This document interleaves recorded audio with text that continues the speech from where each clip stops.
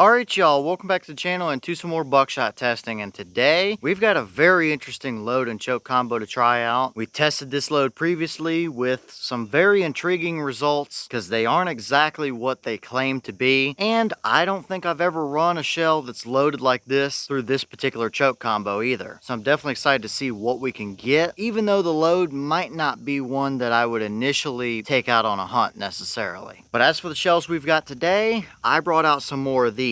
The Federal Premium High Density Buckshot loads. They are a 12 gauge, 2 3/4 inch, 9 pellet load of double-aught, moving about 1,600 feet per second. Big thank you to Warrenton here on YouTube for sending some of these over a couple weeks ago. I'll put his channel up in the card here because he did a good video on these as well. If you have not seen, we recently did a full in-depth test and breakdown on these shells, and Federal was claiming these were a 15 gram per cc tungsten iron alloy double-aught buck pellet, and they are not. They are somewhere in the mid 8s, 8.4 grams per cc as far as density goes, I believe. So they're even technically a little bit worse than bismuth. So they had some good promise coming into it with their advertising, but they just didn't show out. And they have the flight stopper pellets in them as well, and I'm generally not a big fan of those pellets in particular. They just seem to not pattern very consistently. So these shells are pretty much a big massive flop, and all of that is probably a good reason why they are no longer being made. So you can't get these unless you get them secondhand somewhere. So obviously a buckshot pellet that is worse than lead as far as density goes isn't really something that I would hunt with. Yes, they're hard and won't deform, but these did originally start life as a more forestry service oriented type of shell with animal control and stuff. So they were originally designed to be a hunting load before getting moved over to the personal defense type of rating here. So we'll see what they can do through today's hunting combination. If you're one of the unlucky people that's in an area or state that is non-toxic only and you have to use buckshot, this is all you've got or all you can get, I figured we'll see what they can do for a hunting scenario like we typically test buckshot for. As for the shotgun we're going to run them through, I brought out my Remington 1187. It's got a 28-inch barrel on it. But for the choke, we've got the Trulock Boar Blaster in here. It's a 700 constriction, so 0.700. That equals out to right about an improved modified constriction, but we've never tested anything with a flight control wad through this choke, which these high density buckshot loads do have. This choke doesn't have any porting, but it does have the steps in the choke to actually constrict down to that 700 constriction. So I don't know if this is going to work well with a flight control wad or not. It could be good, could be terrible. It's been a good choke so far, but we'll see how it does with these particular loadings. But as for today's test, everything is set up the same as usual. I've got the big sheet of paper at 40 yards, the chronograph so we can get our velocity, and the templates that we can lay up over our results. So let's get you guys to view that target, take our shot, and just see what these Federal high density double-aught loads might be capable of as far as a pattern goes if you had to use them for a hunting scenario. I don't know what we're going to see. I'm not expecting anything super impressive from them, but you never know. So let's take our shot and see what we get.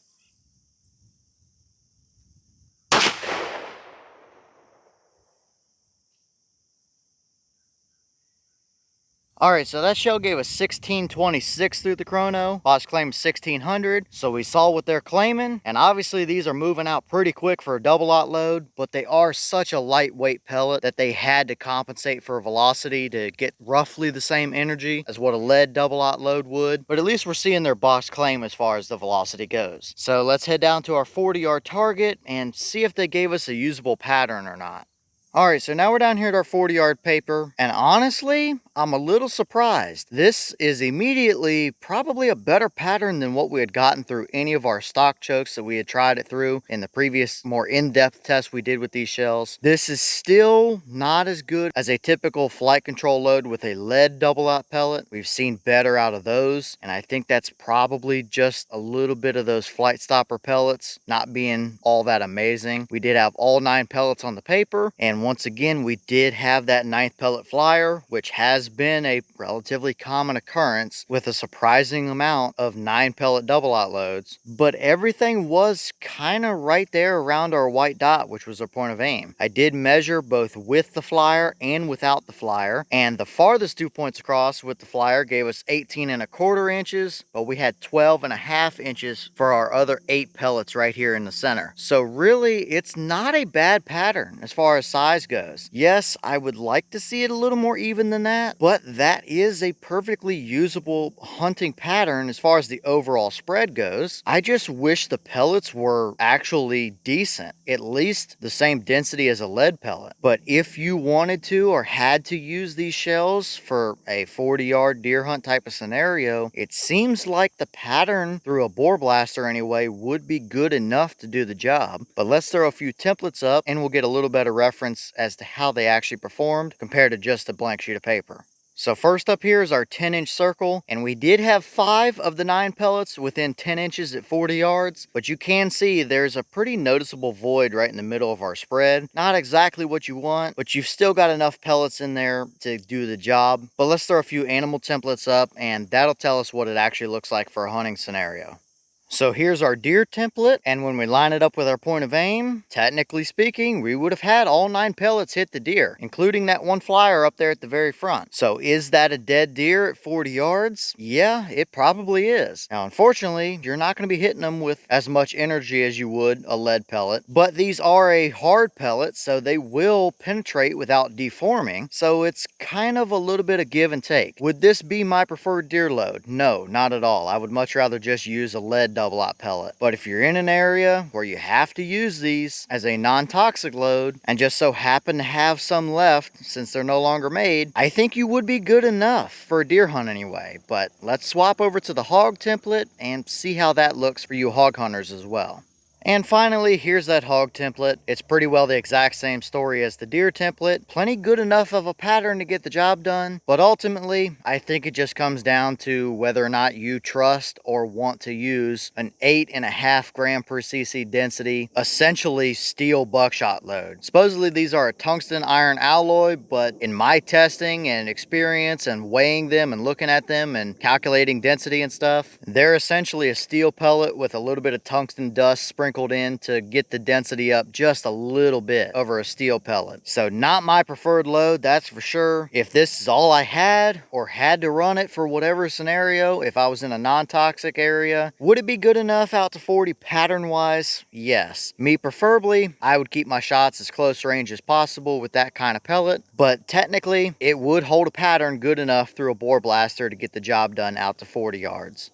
And here's the wad from that shell. They are a blue flight control wad, but these are the better ones compared to the flex wad. They got the big flaps on the side, and really there's no major damage or anything I'm concerned with. Everything looks very much normal. So I would say they did surprisingly well through that Trulock Boar Blaster. At least nothing that I'm concerned about, that's for sure. Alright y'all, well, what do you think about that performance right there? Honestly, it's really not too bad as far as pattern goes. That's a solid and perfectly usable hunting type of spread. If this was a normal lead double aught pellet, then I wouldn't hesitate to take that out on a hunt. It's plenty good enough. Have we seen better from flight control loads? Yes, but I wasn't expecting a whole lot coming into it here based on our previous testing with these shells. Having the flight stopper pellets and not knowing how that wad was going to do through that Boar Blaster, I'm honestly a little bit surprised that we got that good of a pattern. And who knows, maybe it was luck of the draw, and if we took another shot it would be worse. I don't know, but honestly it's not too bad. I just wish Federal was a little bit more honest with these shells or actually made the pellets up to the standards that they claimed at 15 grams per cc, and that is not the case. So even though Federal no longer makes these, I know that there's going to be some of you guys that still have them, or maybe some small town shop that still got some on the shelf or something like that. So ultimately I think it's gonna probably be up to each person as to whether or not they would even use these for a hunting scenario. Yes, they're a hard pellet that's gonna penetrate decently well, at least from our testing roughly the same or maybe a slight bit more than a lead double aught buck pellet would, but you're not going to be carrying a whole ton of energy, at least out at those little bit longer ranges, 30-40 yards. So it's kind of up to you if you would ever use these or not, and probably I would bet most of you wouldn't use them for for a hunting scenario unless you had to, if it was all you could get, or if you were in a non-toxic area. And that probably goes for me as well. But leave all your thoughts down below. Is that about what you expected to see? Were you a little surprised one way or the other? Have you tested any of these federal high density buckshot loads? And if so, what kind of results have you seen? Is that a pattern or a shell that you would ever use for a hunting scenario? Or is that just not what you're looking for in your hunting setup? And what other testing do you want to see with these shells? Maybe run them through a couple different chokes and see what they can do as well through some more aftermarket combos? I don't know. Leave all your thoughts down below. But with that being said, I've got some more testing to get done for you guys, so I'm going to get back to it. As always, with the channel Instagram as well as the mailbox where you can send stuff if you'd like. All that information will be in the description if you're interested in it. But I'm going to get back to it, so I'll see y'all in the next one.